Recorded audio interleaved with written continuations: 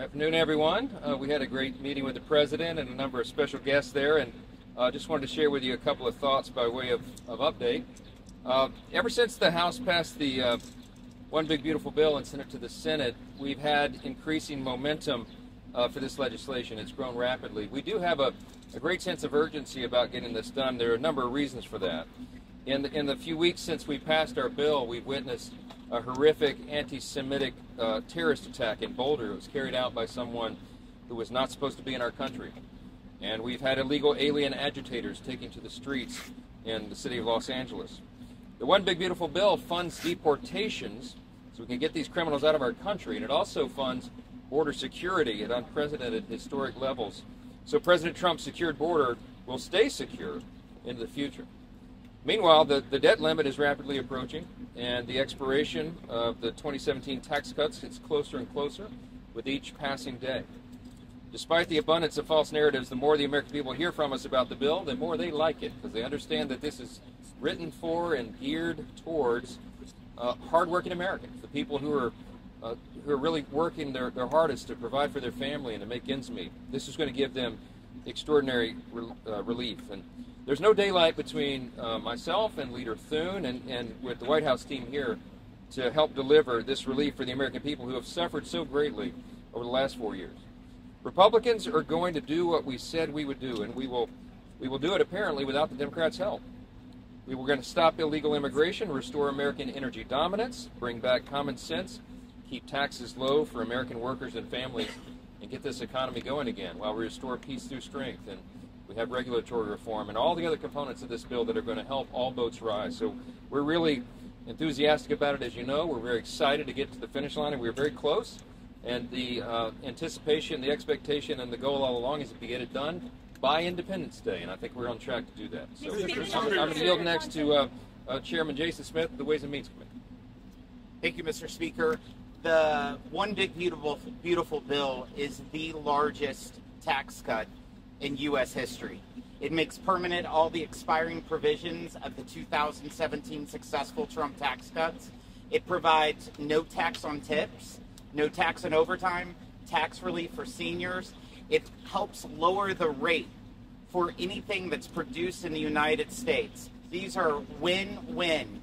The average family of four, if we don't pass this tax bill, will see a $1,700 tax increase. If we pass this tax bill, they will see a $1,300 decrease in taxes. The biggest winners within this bill are those single mothers with 2 kids that is a waitress, or the lineman that works overtime, or the firefighter who works overtime, or the senior who's an Uber driver. These are people who have been struggling under the Biden economy, and this will only make their lives easier to put food on their table, clothes on their backs, and gasoline in the car. Today we had really good conversation about a provision within the Big Beautiful Bill, and that was the Trump investment accounts. This is something that allows every single American born will have an investment account created, and it will not matter if you live on a city block or if you live on a county road. You're all going to have the same start, that you're connected to the economy of the United States. And if the economy of the United States grows, your investment account will grow. I'm happy to turn it over to Blake Moore. Thank you, Chairman Smith. Blake Moore. I'm a member of Jason Smith's committee, the Ways and Means Committee, and for over a year, I think I've done the most professionally gratifying thing, and to be able to work on something that's going to provide so much economic growth opportunity for our nation. But what this bill doesn't get enough attention on is the family aspect of the One Big Beautiful Bill. The tax reconciliation bill is, I would say, probably the largest portion of this entire tax effort has been to support families. 2 provisions from that I'll briefly highlight and then step back. The child tax credit in 2017, Republicans doubled. Not something we get credit for, but reminding we wanted to support and invest in families to be able to go through all the expenses that they go through. We doubled that in 2017. It's set to go back to $1,000 this year if we don't get this bill done. But not only are we making it $2,000, making it permanent, and indexing it to inflation, we're actually providing an enhancement to that to up to $2,500 to be able to support families across the country. But we didn't just stop there. We created this provision that's been an enormous amount of good work from a CEO council that was here today meeting with the president, called the Invest America Act, also known as the Trump accounts, that are going to provide seed funding to every single child born over the next few years, creating them an opportunity to learn what compounding interest does. So when they're 18, they're going to see something that has grown significantly bigger than what it was when they first had it. And then when they're 30, it's going to even be better. And it's giving them hope and a launch pad to be able to live the American dream. And it's something that I can honestly say, I don't know of anything more gratifying to be a part of. And I'll turn back to the speaker. What is your ask for Thune and the rest of Senate Republicans? I mean, can the House live with a cap lower than $40,000? You mean on SALT?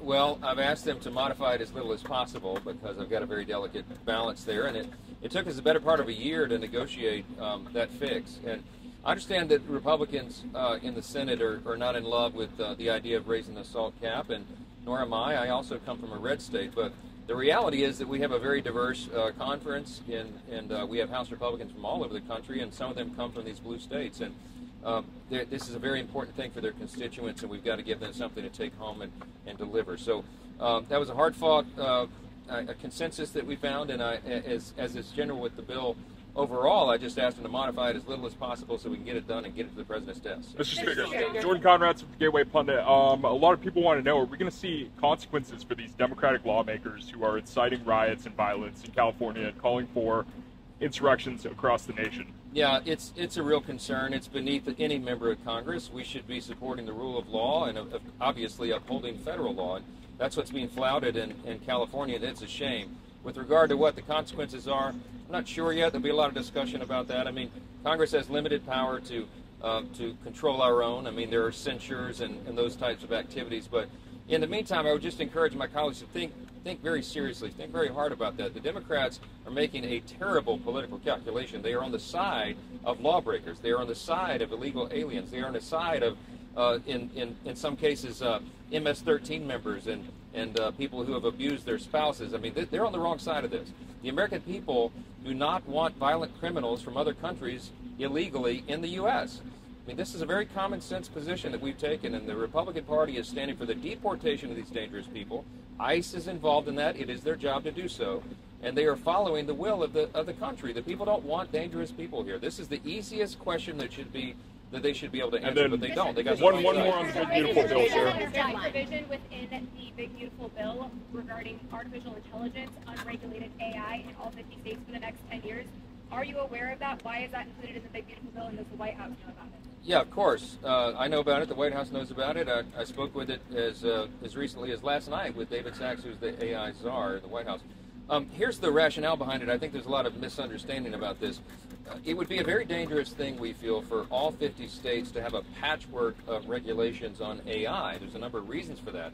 Imagine a state like California that hyper-regulates everything. They would stifle innovation. They would put so much tape of regulation on top of it, they would smother it. And that would be a serious problem from a national security standpoint. Because remember, we're in a race with other countries, not the least of which is China.